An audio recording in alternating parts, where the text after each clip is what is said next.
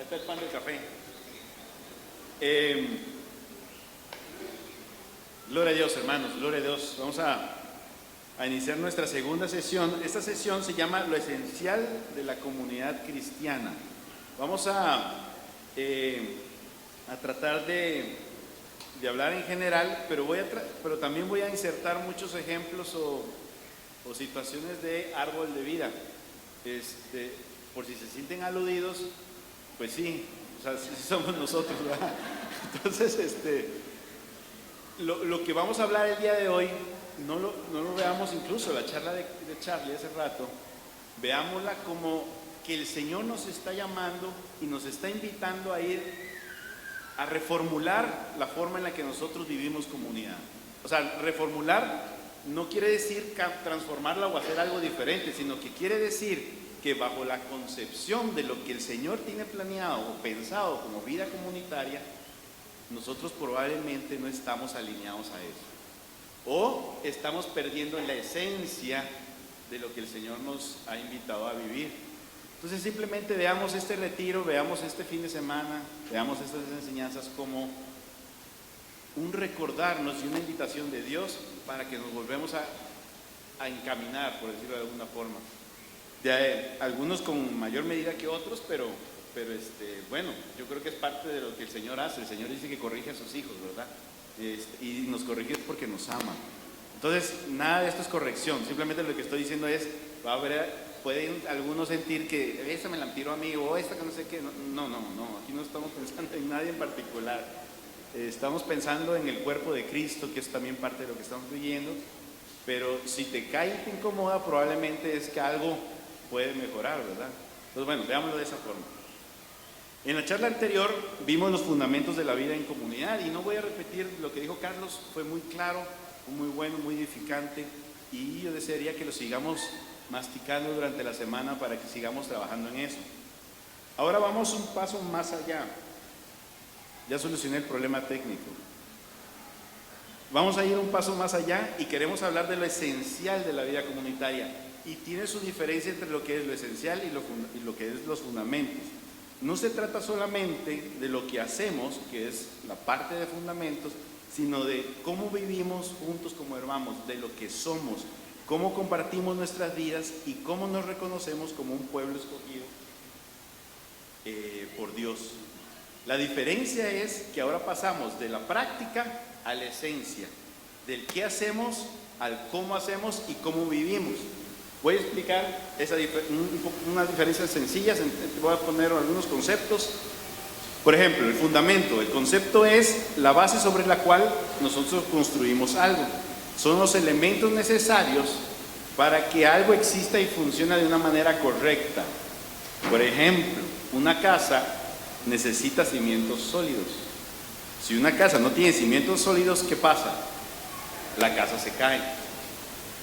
En nuestra vida comunitaria, la oración, la lectura de la palabra, la enseñanza de los apóstoles, la comunión, la participación en la iglesia, todo eso son cimientos de nuestra vida comunitaria y son las expresiones de nosotros, de cómo nosotros vivimos esto.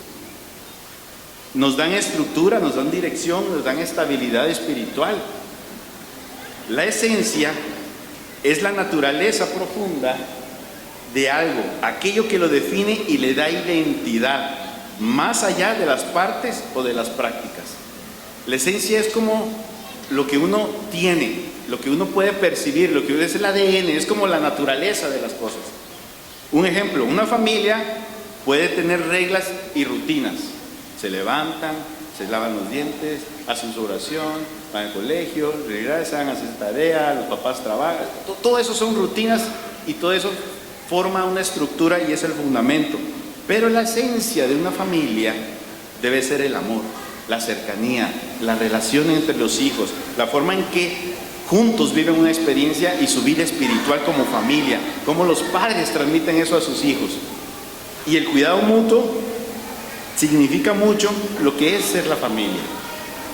Entonces, entendiendo que el fundamento es una cosa y la esencia es otra cosa, podemos definir, hermanos, que una comunidad cristiana es el conjunto de vínculos de amor y compromiso que sí existe entre el grupo de cristianos en virtud de la fe en Cristo.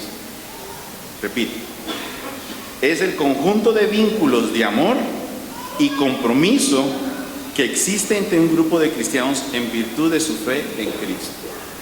Vean cómo se aman. Qué maravilloso es que los hermanos vivan juntos. La esencia comunitaria son las relaciones o vínculos entre los cristianos. Y quizás aquí yo podría decir, termino con esto. Si nosotros nos llevamos, hermanos, que la esencia de la vida comunitaria son la relación que nosotros vivimos, hermanos, nos llevamos un buen mensaje el día de hoy. Pero voy a hablar de cómo tienen cómo se manifiestan estas relaciones y vínculos entre nosotros en nuestras comunidades. Número 1, la vida como hermanos. ¿Qué significa ser hermanos? Vamos a hablar de eso. La vida como un pueblo escogido.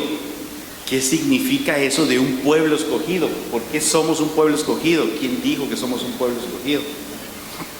Y la vida de compartir, el koinonía. Vamos a explorar estas 3 manifestaciones o expresiones de lo que es la esencia. Y al terminar la sesión, hermanos, yo quisiera que el Señor nos inspire en nuestros corazones, de que nosotros salgamos de aquí con una actitud diferente, para que el mundo conozca la esencia de comunidad cristiana. Que lo retomemos. No es que no lo vivamos, pero que lo retomemos. Y ahorita voy a hablar un poquito más de algunas cosas. No voy a meterme mucho en cuáles son los retos de árbol de vida, porque eso lo va a hablar de Efra mañana o al rato, creo. Pero el mundo nos ha llegado y nos ha hecho algunos impactos en la muralla en nuestra comunidad que nos ha debilitado. Vamos a la primera. Vida como hermanos. En el lenguaje corriente nosotros usamos el hermano. Pues el hermano de lo natural es que son los hijos del mismo padre, es un tema biológico y pues son todos, algunos somos aquí, algunos, pero no sé si algunos son hermanos, sí, ahí hay hermanos de sangre, sí, sí. Pero bueno, esa es la primera connotación que tenemos y es la que el mundo conoce de una manera primaria, digamos, o inicial. Y es la forma en la que todo mundo se percibe. Y por otro lado también tenemos otra que es para referenciar un cierto parentesco que es vago como entre toda la gente en la iglesia, como cuando se dicen todos somos hijos de Dios, todos somos hermanos porque Dios es nuestro Padre. Es cierto, pero cuando hablamos de hermano en la Biblia, hermanos, es algo mucho más serio, es algo mucho más trascendente, es algo mucho más comprometido, tiene más poder, tiene más trascendencia. Y es el término que en el Nuevo Testamento se usa para asignar a aquellos que creen en Cristo, aquellos que son los cristianos. Entonces, cuando se habla de hermanos míos, Pablo, Pedro, todos los que hicieron sus cartas, le hablan a los cristianos, le hablan a los que creen en Cristo. Incluso, había un tipo de orgullo o un tipo de identidad. Ustedes saben que yo soy mexicano. Y a los mexicanos nos tratan de que somos nacionalistas, ¿sí o no? Pues sí es cierto, tenemos orgullo, ¿eh? Sí, pues. Yo en el fondo me quedaba pensando, decía, eso es lo que nosotros debemos sentir, no como los mexicanos, digo, pero ese sentimiento de nacionalidad, ese sentimiento de profundidad, de orgullo, ese sentimiento de emoción que cuando tocan el himno, por decir algo, uno se emociona y todo. Eso es lo que debe darnos a nosotros el que nos llamen cristianos, el llamarnos hermanos entre nosotros. Yo, de verdad, cuando estaba estudiando esta charla, yo decía, yo creo que yo no tengo tan claro esa noción, no tengo esa conciencia de que cuando yo le digo hermano a alguien, tengo esa profundidad de convicción y de amor con él. A mí me parece que nos fallaba o nos falla. Hagamos una introspección cada quien. Pero en la época aquella, de las primeras iglesias, en la iglesia primitiva, al que le llamaban cristiano, era aquel con el que iban a morir. Y así lo hacían, literal. Era aquel con el que daban la sangre, el pellejo, daban su carne, su emoción, todo se lo ponían en la vida, se lo entregaban. Nadie se llamaba hermano si no era porque había una relación íntima y fuerte. Acordémonos del pueblo de Israel, cuando lo saca Dios de Egipto, ellos no eran nación, los crea nación, y el pueblo hebreo, el pueblo judío se engarraba. Y cuando empezaron a llamarse hermanos, dijimos, nosotros somos el pueblo escogido, nosotros somos el pueblo designado por Dios. Inclusive había diferencias. Acuérdense de los samaritanos y todo eso. Y mismo Jesús, no de manera fea, pero le llama a la mujer cananea, cuando le dice, no está bien darle el pan de los hijos y echárselo a los perrillos. Y le contesta a la mujer cananea, sí, pero también ahí podemos comer nosotros. Entonces ahí es donde el Señor, ella le arrebata un milagro al Señor. Pero esa es la connotación del nacionalismo, del orgullo, de sentirse parte del pueblo de Israel, o de ser cristiano, o de ser hermano.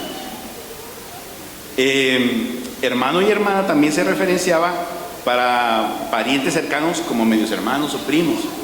En el Antiguo Testamento el hermano también pertenece a una misma tribu, bueno, lo que les mencionaba, o al pueblo de Israel. Es decir, se usaba para escribir situaciones. No sé si aquí me faltó. Aquí me pasó las de Carlos. No, todavía no.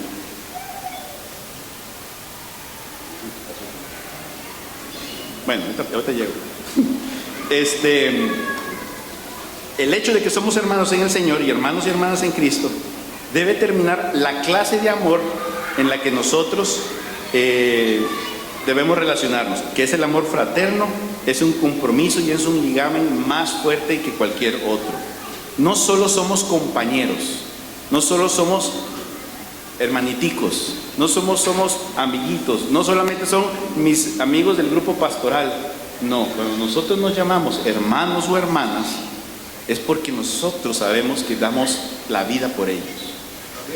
Pero la damos y es recíproca. Yo voy a mi grupo pastoral y doy la vida por mis hermanos. El responsable fraternal, el responsable pastoral, etcétera, da la vida por sus hermanos. Pero también los hermanos deben dar la vida por su responsable pastoral, porque los está sirviendo y los está cuidando. ¿Y qué pasa? Hay veces que aquí le huimos al responsable pastoral. Entonces, debemos tener esta conciencia de que el llamarnos hermanos es mucho más allá. Primera de Pedro 1:22 dice, ahora que se han purificado obedeciendo a la verdad y tienen un amor sincero por sus hermanos, ámense de todo corazón los unos a los otros. Y yo subrayé, lo tengo ahí, purificado, ya somos hijos en Cristo, tienen un amor sincero. ¿Qué significa amor sincero? Deberíamos pensar, ¿qué significa ese amor sincero? Y amémonos de todo corazón. Hebreos 13:1, sigan amándose unos a otros fraternalmente. Inclusive en Deuteronomio, otro ejemplo muy rápido, en Deuteronomio 15:1-3, y lo voy a leer porque para que vean que no, la palabra no miente. Dice así, Deuteronomio 15: cada 7 años perdonarás toda clase de deudas. Lo harás de la siguiente manera: cada acreedor le perdonará a su prójimo el préstamo que le haya hecho. Ya no le exigirá a su prójimo o hermano que le pague la deuda, porque se habrá proclamado el año del perdón de las deudas en honor del Señor. Podrás exigirle el pago de deudas al forastero, pero a tu hermano le perdonarás cualquier deuda que tenga contigo. Es decir, trataban diferente a los que estaban dentro de la casa que a los que no estaban dentro de la casa. Para ellos, la unidad que tenían entre sí en Cristo abarcaba todos los aspectos de su vida. Unidad con los hermanos era más importante que la relación como de conciudadanos, con aliados políticos o inclusive que con su familia. En Mateo 12, del 48 al 50, dice así, dice el Señor, señalando a sus discípulos: aquí tienen a mi madre y a mis hermanos. Cualquiera que hace la voluntad de mi Padre, en los cielos es mi hermano y mi madre. El Señor hace una acotación y una dirección de quiénes son sus hermanos. Cualquiera que hace la voluntad de mi Padre. En fin, en un modo análogo con los judíos, hermanos, para ellos la relación principal, los deberes y las responsabilidades iban ante todo dirigidos a sus hermanos, a los miembros del mismo pueblo y de la misma alianza. Todos los demás eran extranjeros. En la comunidad somos hermanos. Somos hermanos en Cristo. Y esa conciencia y ese contexto es el que quiere el Señor que nosotros retomemos y volvamos a vivir, que tengamos ese orgullo, porque tenemos una misma fe, tenemos los mismos deberes entre nosotros y tenemos las mismas responsabilidades. Tenemos un sello que nos aparta del mundo y nos hace una sola familia. No es que los que están en la comunidad se llaman hermanos porque ya estando en la comunidad se llaman hermanos, no. Somos de la comunidad y estamos en la comunidad porque Dios nos llamó, y porque Dios nos llamó es que somos hermanos. Y eso es lo que debe de nosotros trascendernos, y eso es lo que debe definirnos en nuestras relaciones. La pregunta aquí es, ¿cómo estamos nosotros? ¿De verdad nosotros vivimos a plenitud ese llamado o esa conciencia de llamarnos hermanos entre nosotros mismos? Y les voy a contestar yo, aquí abriendo mi libro de par en par. Yo de verdad, hermanos, he tenido retos y me cuesta a veces en situaciones muy particulares, y algunas que las he dejado pasar. Yo casi que hasta me dan ganas de pedirle perdón al Señor, porque yo no he vivido el ser hermano con algunos hermanos. No lo he vivido. Pero ahora creo que el Señor lo que quiere es que nosotros retomemos ese llamado y esa conciencia y ese compromiso. El compromiso de hermanos en la comunidad es pleno, no fragmentado ni limitado, no cuando puedo ni cuando me da la gana, no cuando tengo tiempo.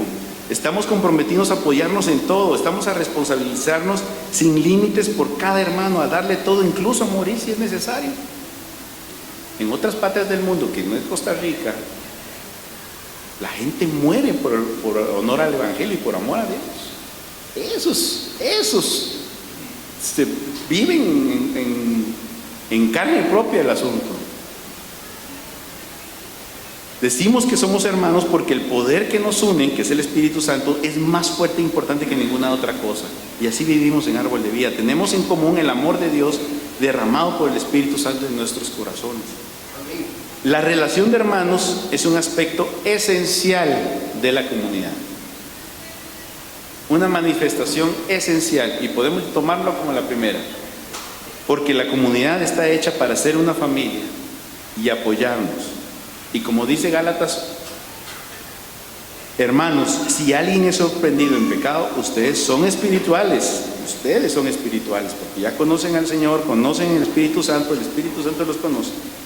Deben restaurarlo con una actitud humilde, pero cuídense cada uno, porque también puede ser tentado. Ayúdense unos a otros a llevar sus cargas, y así cumplirán la ley de Cristo. Entonces, vayamos anotando qué es lo que el Señor nos está hablando en esta línea. ¿Cómo podemos ser mejores hermanos? ¿Cómo puedo llegar a ser, Señor, yo, y a vivir ese llamado de hermano con mis hermanos de comunidad?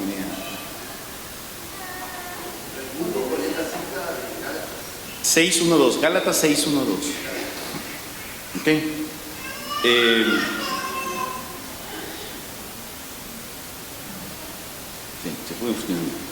Vida como un pueblo escogido. Esa a mí me encanta.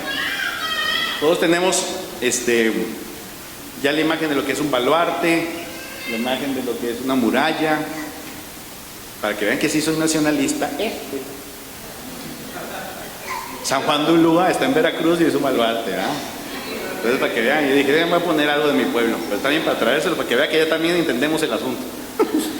Ok, todos tenemos la imagen de la muralla o el baluarte. Cada ladrillo por separado tiene su forma y su fortaleza, pero si no están unidos por un mismo propósito, que podemos llamar lo que son los fundamentos, digamos que todo lo que lo amalgama, y hechos de la misma esencia, la muralla no resistirá los embates del viento, la lluvia, ni los ataques del enemigo. ¿Ok? Somos hermanos y todos somos un pueblo escogido. Cada uno de los que está aquí, joven, niño, soltero, casado, casado joven, casado intermedio, casado con hijos, casado sin hijos, que tienen hijos, tienen nietos, no tienen nietos, todos hermanos, todos los de la comunidad, todos los que estamos aquí y los que no están, somos parte de ese baluarte, somos parte de esa muralla. Y vamos a ir tocando puntos más adelante, pero todos somos importantes y lo que le pasa a cada ladrillo es muy importante.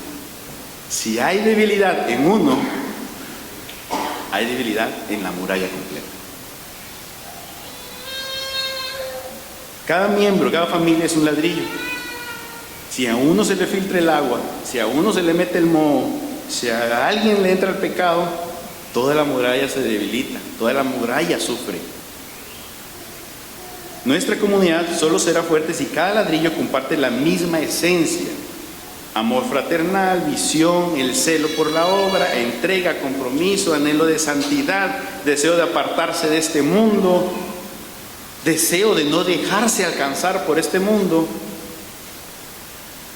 Piensen en todo lo que puede darnos una identidad como un pueblo, como un baluarte, como una muralla. Como muralla, como pueblo que somos, debemos tener una característica, y es aquí donde yo digo, yo siempre he dicho, nosotros en la comunidad somos una contracultura.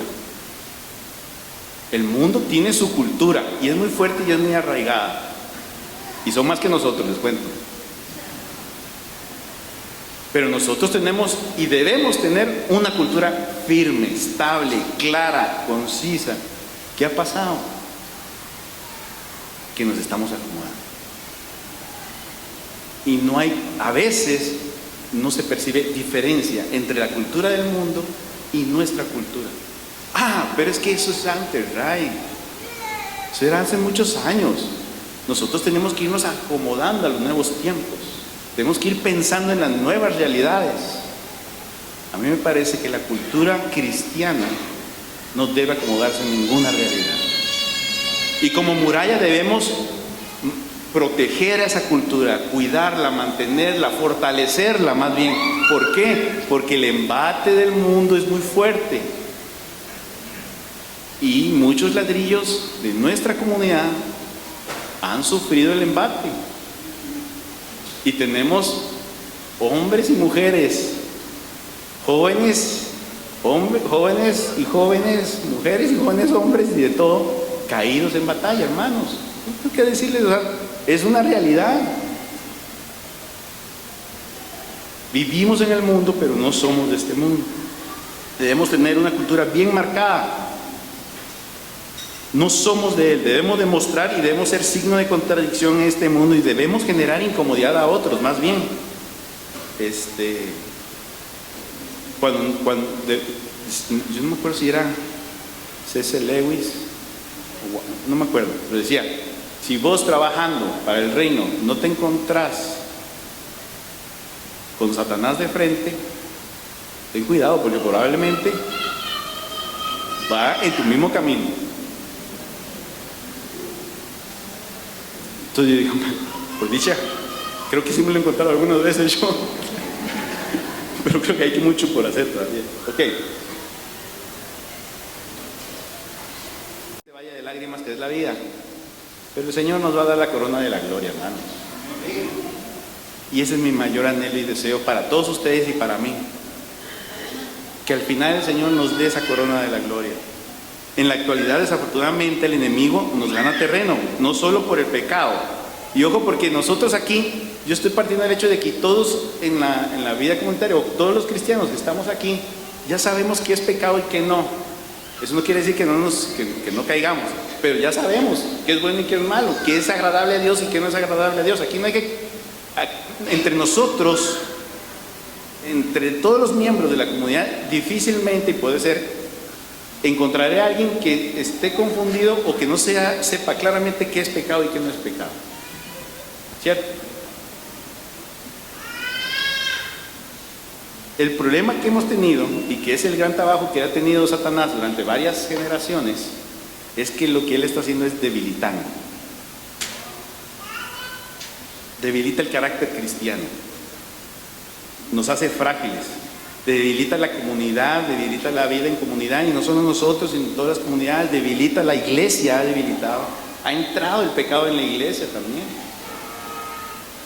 Se ha encargado de hacer cristianos light. La semana pasada estuve en misa para nosotros los católicos, yo fui ahí a Fátima, y el padre, a él le encanta, y el evangelio habló sobre el tema de cómo desearía yo que ya estuviera aquí, dice el Señor, ¿verdad?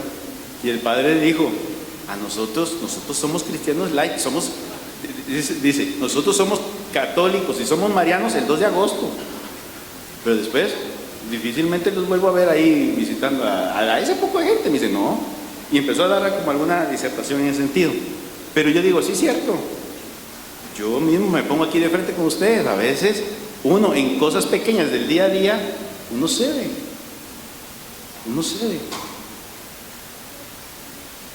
El mundo se ha encargado de hacer cristianos light, que viven engañados con un Cristo a su medida, con un evangelio que se lo acomodan. Y esto es a todo nivel, en niños, y los niños quizás vean la problemática. Y para los del sector Nehemías, si nosotros que tenemos hijos pequeños, en edad de 0 a 18 años, que son los que los formamos, somos nosotros débiles en nuestra oración, débiles en nuestra vida participativa de la comunidad, débiles en nuestro compromiso, débiles en todo eso, ¿qué creen que los hijos van a aprender? ¿Y qué creen, qué hijos vamos a llevar a formar cuando la comunidad? ¿Cuál es el futuro de la comunidad?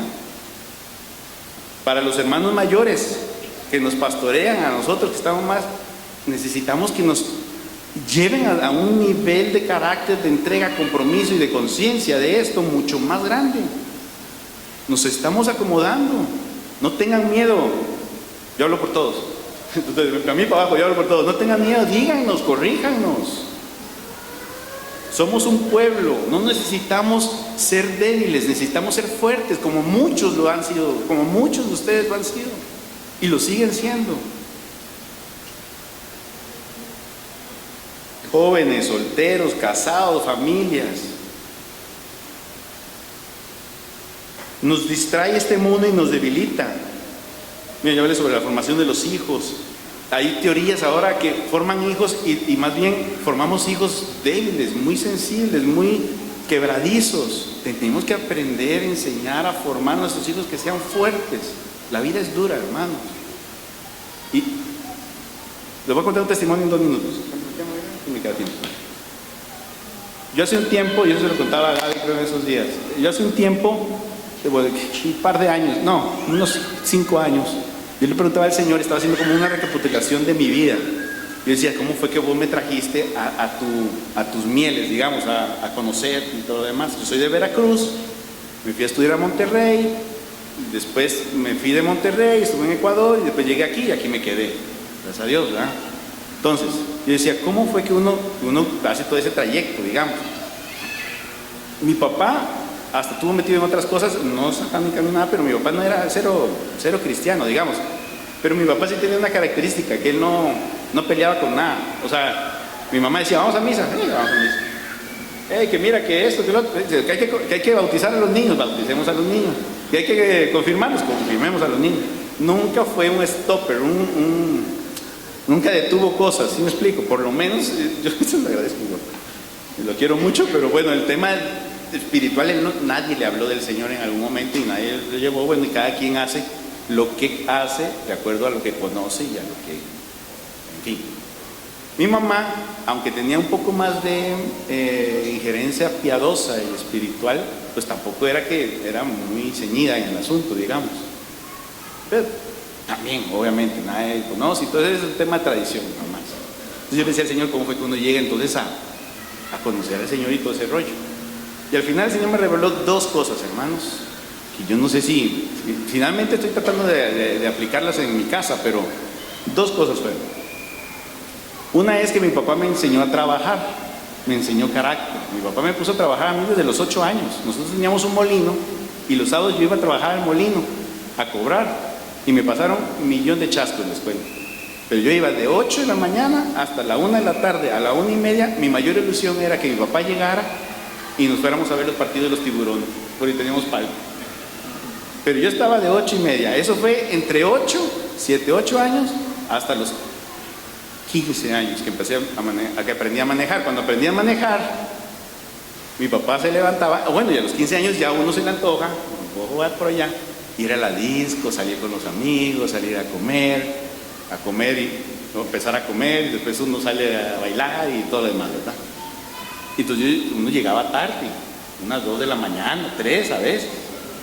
A las 4 de la mañana llegaba mi papá y me decía, tienes que hacer 3 viajes de maíz y tienes que llevarlos al molino, a la tortillería, porque teníamos molino y la tortillería antes de las 7. El rancho quedaba como a 45 minutos. Entonces era irme al rancho solo, cargar 50 sacos de maíz, regresarme a la tortillería, bajar los sacos y hacer ese viaje 3. Yo a las 8 de la mañana, hermanos, estaba fundido como si hubiera trabajado toda la semana y apenas eran las 8 de la mañana, ¿verdad? Eso fue durante todos mis de 15 a 18 años, antes de irme a Monterrey. Mi papá me enseñó que las cosas tienen su valor, que las cosas cuestan, que la vida no es fácil, que hay que ganarse las cosas. No simplemente decir quiero, me gusta. Eso fue. Y de una u otra forma me formó en carácter. Digo, algunas cosas todavía sigo trabajando, pero él me formó, ¿verdad? Cuando esa fue una primera imagen de lo que el Señor me dice. En tu papá yo hice esto. Y ahí fue donde yo dije, mi papá cumplió su rol, ¿verdad? Con mi mamá es muy agradecida. Y me enseñó a agradecer todo. Hasta un vaso con agua, muchas gracias. Llegaba, es más, nosotros en México se van a dar cuenta, si algún día tienen el placer de acompañarnos, nosotros llegamos a un restaurante, buenas tardes, buen provecho, ¿cómo están? No sé, mi mamá es así, y yo soy así. A Iva le da vergüenza, por ejemplo, cuando yo llego a esas cosas. Y yo digo, buenas tardes, buen provecho, sí, entonces, sí, buen provecho. Y bueno, ahí ese soy yo. Pero ese fue, no sé, enseñanza de mi madre, ser agradecido. Entonces, cuando yo conozco al Señor, yo no tuve cómo decir, cuando de verdad lo entendí, porque pasé por un proceso de conversión, yo dije, yo no puedo nada más que entregarle a este hombre todo. ¿Cómo si Él me está dando la salvación y me está dando todo esto, cómo yo voy a ir a medias? Y entonces ahí me acordé y me acordaba de mi papá, cuando hagas las cosas tienes que hacerlas aunque no te gusten. Hay que hacer lo que hay que hacer. Eso es lo que nos toca. Como hombres hay que hacer lo que hay que hacer. Hay que cuidar a la familia, hay que cuidar a la esposa, hay que apoyarla, hay que cuidar a los hijos, hay que formarlos. ¿Te gusta? Bueno, hágalo. Si no te gusta, te va a encantar, vas a ver. ¿Me gusta orar? No me gusta orar, a veces estoy cansado, pero hay que hacerlo. Ahí es donde se forma el varón, cuando hace las cosas que tiene que hacer a pesar de todo lo demás. Entonces, hilándolo a esta charla, necesitamos ser hombres y mujeres de una sola pieza. Necesitamos ser ladrillos que hagan lo que tienen que hacer y ser muy celosos con lo que dejamos pasar. Primera de Pedro 2:12. Cuando estoy hablando de todo esto, puede ser, hermanos, que se note como alguna, o que haya como una pesadumbrez. Dice, la verdad que estamos como feos, o la cosa está dura. Ese no es el objetivo del día de hoy. Ese es el trabajo que el enemigo ha tenido durante décadas. Y a como está la iglesia el día de hoy, las comunidades el día de hoy, los cristianos el día de hoy, no es de una generación, hermanos. Esto viene de muchas generaciones. Y el demonio lo que más tiene es tiempo. Pero ha venido haciendo su trabajo. Pero no todo está perdido. Bueno, me falló el ladrillo. Este es el ladrillo malo. Así se ve una muralla, empieza a verse cacariza, empieza a debilitarse con el tiempo. Algún ladrillo se va, hace un hueco, se debilita y puede llegar a pasar que hasta por un ladrillo se caiga toda la muralla, ¿verdad? Bueno, no todo está perdido. Primera de Pedro 2, del 9 al 10, y esto es para mí, todo lo que es esta carta de Pedro y Hechos de los Apóstoles, si ustedes lo leen en estos días, después del encuentro comunitario, estoy convencido de que el Señor les va a renovar sus fuerzas y su llamado comunitario, porque ahí está la esencia de lo que nosotros vivimos. Pero ustedes son descendencia escogida, sacerdocio regio, nación santa, pueblo que pertenece a Dios, para que proclamen las obras maravillosas de aquel que los llamó de las tinieblas a su luz admirable. Ustedes antes ni siquiera eran pueblo, y ahí le está hablando al pueblo de Israel, cuando estaban desperdigados. No eran pueblo, pero ahora son un pueblo de Dios. No habían recibido misericordia, pero ahora ya la han recibido. Este pasaje me parece de los más poderosos en el contexto de vida comunitaria, y quizás podría ameritar y se merece una serie de meditaciones largas. Pero bueno, ahorita simplemente voy a aterrizar un par de algunos temas. Aquí el Señor nos habla de identidad especial, nos llama que somos un linaje escogido, somos un pueblo santo y real sacerdocio. Nos recuerda que somos parte de su pueblo con propósito y que tenemos una dignidad. Tenemos una misión. Nuestra identidad no es solo para nosotros. Debemos anunciar las virtudes de Dios, reflejar su luz y dar testimonio del cambio que Él hace en nuestras vidas. Nosotros hacemos misión para nosotros, pero ojo, no se engañen. Aquellos que no hacen nada hacia afuera, también tenemos que hacer algo hacia afuera. Tenemos que evangelizar hacia afuera. Tenemos que hablarle a otras personas hacia afuera. No es válido solamente decir, mi servicio es, y yo me dedico solo a cuidar niños. No, todos evangelizamos, todos le llevamos, todos trabajan, todos tienen hijos, algunos tienen hijos, tienen sus hijos en el colegio, tienen papás que conocen, tienen relaciones con, es más, hasta alguien pasea por bus, alguien tiene relación con alguien que no conoce, y esa persona puede ser que sean ustedes los únicos que pueden hablar del Señor a esa persona en su vida. Esa es nuestra misión. Como pueblo tenemos muchas cosas a lo interno, pero no podemos dejar de obviar que tenemos una misión hacia afuera también, hermanos. Y una misión como comunidad es vivir este llamado como se debe. De ahí arrancamos los fundamentos y la parte de la vida esencial, el vivir como hermanos y el sabernos y tener la conciencia de que somos un pueblo escogido. ¿Quién de aquí tenía esa conciencia de que de verdad nosotros somos escogidos y somos especiales ante los ojos de Dios? A veces a mí se me olvida, les cuento. A veces se me olvida. Cool. Pero somos especiales, siéntanse especiales. Tenemos una transformación. Antes estábamos separados o perdidos, no era un pueblo, pero Dios nos ha llamado y nos ha dado misericordia y nos ha hecho parte de su familia. Y yo soy parte de eso, hermanos. El Señor me ha transformado.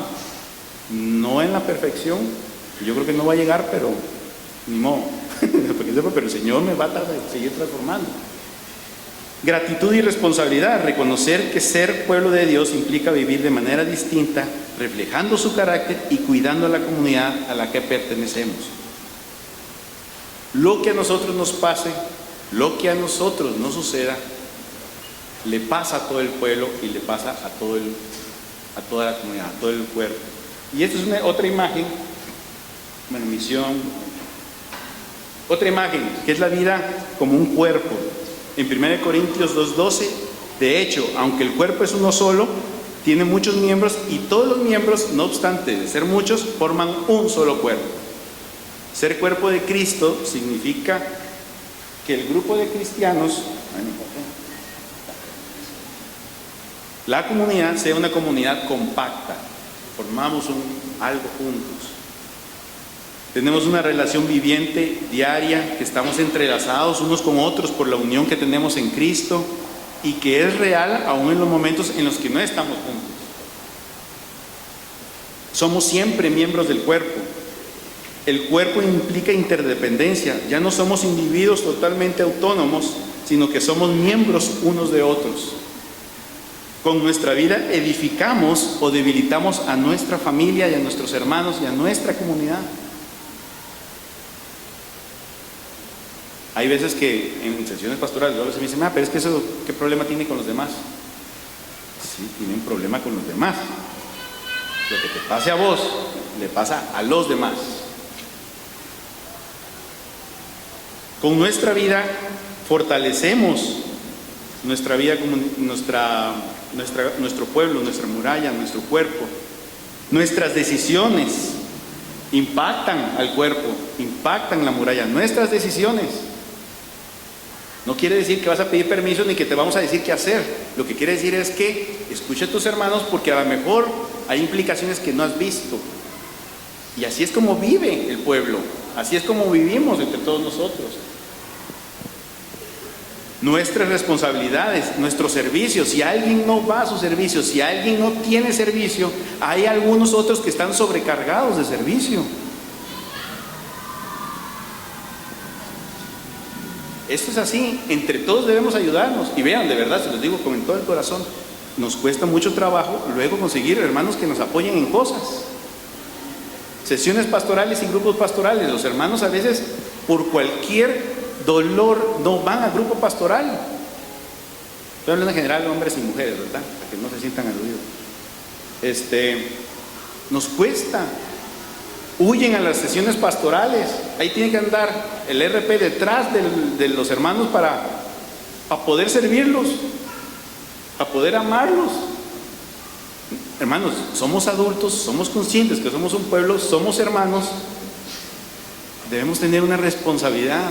Aquí ya no somos chiquitos para andar persiguiendo a la gente. Más bien, contamos con todos nosotros, con todos ustedes, para fortalecer nuestro llamado, para fortalecer nuestro pueblo.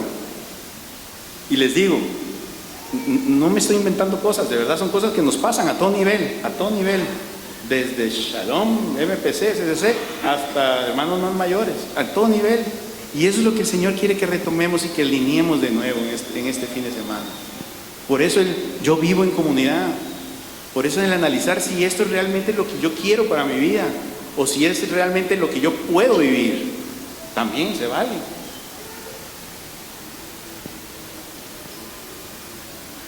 Termino. Debemos analizar en dónde estamos en este tema de nuestra conciencia de vida de pueblo, de sentirnos un llamado escogido o de un pueblo escogido, y de la conciencia de un cuerpo, que lo que me afecta a mí afecta a los demás. ¿Okay? Tercera esencia o manifestación de la esencia, y con esto voy terminando. Vida de compartir. Ya hablamos de la conciencia de llamarnos hermanos. ¿Y qué significa? Ya vamos con la conciencia de vivir como un pueblo, vivir como un cuerpo, vivir como una muralla. Y ahora vamos a ver la vida de compartir, el koinonía. El término griego koinonía se traduce como comunión,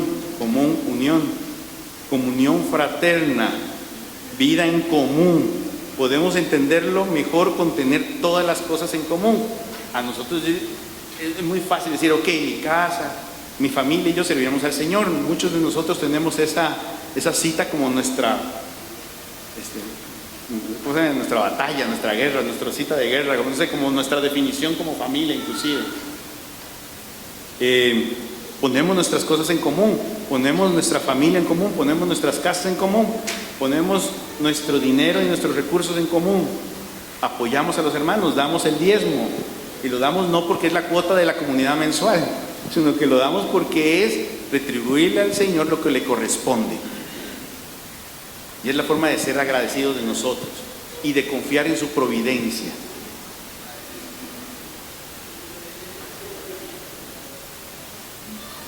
Lo primero que tenemos en común nosotros, hermanos, es el Espíritu Santo. En 2 Corintios 13:13 dice: el Espíritu es el fundamento de la vida en común de los cristianos. Es la vida de Dios en nosotros, la naturaleza divina de la que somos partícipes, lo que nos hace hermanos. Para los cristianos, según en Hechos Y esa la voy a leer desde mi Biblia.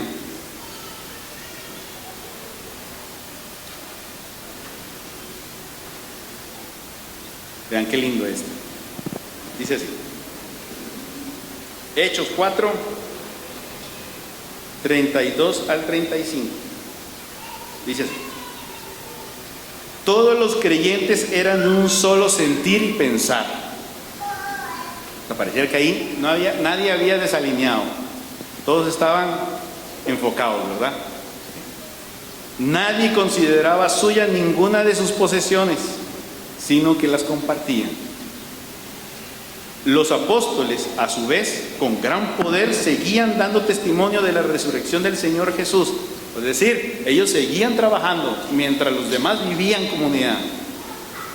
La gracia de Dios se derramaba abundantemente sobre todos ellos. Yo no sé si está correlacionado. Podría ser el que tenía un mismo sentir y pensar y todo lo compartían. Probablemente la gracia de Dios fluía mejor. Pareciera, puede ser. Pues no había ningún necesitado en la comunidad. Quienes poseían casas o terrenos las vendían, llevaban el dinero de las ventas y lo entregaban a los apóstoles para que se distribuyera a cada uno según su necesidad. Algunos podemos interpretar esto como muy material, como solo el tema de la plata, como el tema de las posesiones, las infraestructuras, digamos, o los carros, o todas esas cosas. Pero estoy convencido que esto va más allá de eso, está más allá de eso. ¿Qué es lo que tenemos nosotros más preciado, cada uno de ustedes? ¿Qué es lo que tiene más preciado? Tiempo y energía, dice Gastón. ¿Quién más? ¿Quién dice algo más? Muy bien. La vida, los dones, servicio. Así es. Así es. Lo ponían en común, sin dejarse nada. Se lo entregaban a los apóstoles y ellos lo repartían.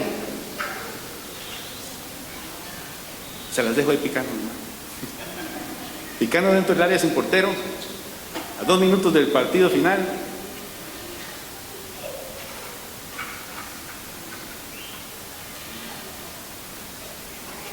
Todas las cosas en común significa que aunque lo realicemos de diferentes maneras, ya uno no se apega a estas cosas, sino que las comparte, como si fueran propias.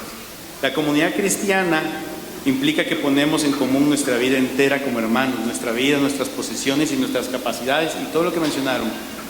Podemos comenzar bien a poner la vida en común si empezamos a contarle a los hermanos sobre nuestra vida espiritual también.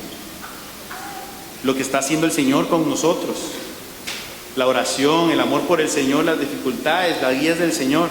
Compartir también aspectos de nuestra vida en casa. Compartir en nuestros grupos pastorales, en los grupos fraternales. A veces los del grupo fraternal, a veces pensamos que ya estamos más allá del bien y del mal. A veces, pareciera por lo menos.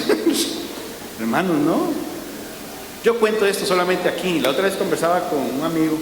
Me decía, es que a mí no, eso de contarle las cosas a la gente no me gusta mucho. Bueno, ahí, está bien. Ya no está en comunidad, por cierto.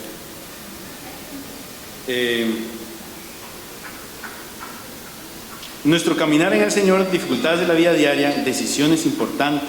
Nada de esto es totalmente privado. Claro, vivimos en sigilo y cuidamos a nuestros hermanos, sin duda. Pero ponemos nuestra vida a la luz y ponemos nuestra vida a compartir con los hermanos para que nos ayuden a encontrar la voluntad de Dios en nuestras vidas. En la comunidad no estamos esperando y nadie espera, y yo espero que todos piensen así, que la comunidad nos diga, ni el RP nos diga qué es lo que tenemos que hacer. Y no tomo decisiones hasta que el RP o el grupo fraternal o alguien me diga qué hacer. Los demás somos simplemente canales de gracia de parte del Espíritu Santo y de Dios para que vos tomes responsabilidad en tu vida y tomes las decisiones que el Señor tiene para vos. Pero si no escuchamos a nadie y no contamos nada, claro, cuando se destapan las cosas, y ya a lo mejor está medio podrida el tamal. ¿Ya para qué? ¿Ya para qué? También tenemos que compartir nuestros recursos, bienes materiales, el tiempo y el servicio. Bueno, ya lo dijeron. Hermanos, nuevamente, yo de verdad el deseo de mi corazón con esta enseñanza, con estas 3 manifestaciones de la esencia de la vida comunidad, no es que nos vayamos agobiados, tristes, regañados, no sé, angustiados, o algunos hasta enojados conmigo, quizás, no va a ser con el Señor, no conmigo. Simplemente creo que es una invitación a que el Señor nos hace a retomar la esencia de la vida comunitaria. Lo esencial en la vida comunitaria cristiana o en la vida cristiana son las relaciones, las cuales se manifiestan. Ay, que me pasó, que me emociona. Las cuales se manifiestan a través de nuestra vida en hermandad, nuestra vida en común y nuestra vida como un pueblo escogido. Esto es lo que hace la comunidad cristiana, es su tejido básico, es como una red de relaciones de amor en Cristo. Amén. Amén. ¿Cuánto tiempo queda, negro? Ya. No, porque lo que iba a decirles era invitarlos. Nos quedan creo que 10 minutos, según yo. No, ok, está bien. No, pues no nos queda nada. Bueno, ok, vean, yo les voy a pasar. Yo lo que quería finalmente era que ahí tenemos como las 3 esencias, o las 3, las manifestaciones de la esencia de la vida comunitaria, y les hice algunas preguntas, simplemente de guía, para que, puede ser ahora en la hora del almuerzo, puede ser en sus grupos pastorales, puede ser que se las lleven en su rato de oración personal y meditación, las dialoguen, las pregunten, las introspeccionen con el Señor. Deseo en el Señor que Dios les hable. Además, voy a terminar con una oración, si me lo permites, Eugenio. Todos toman, ahí lo voy a dejar, no pasa nada. Amado Señor, amado Padre, te damos gracias por el enorme gozo y la bendición que nos das de vivir este llamado de vida en comunidad.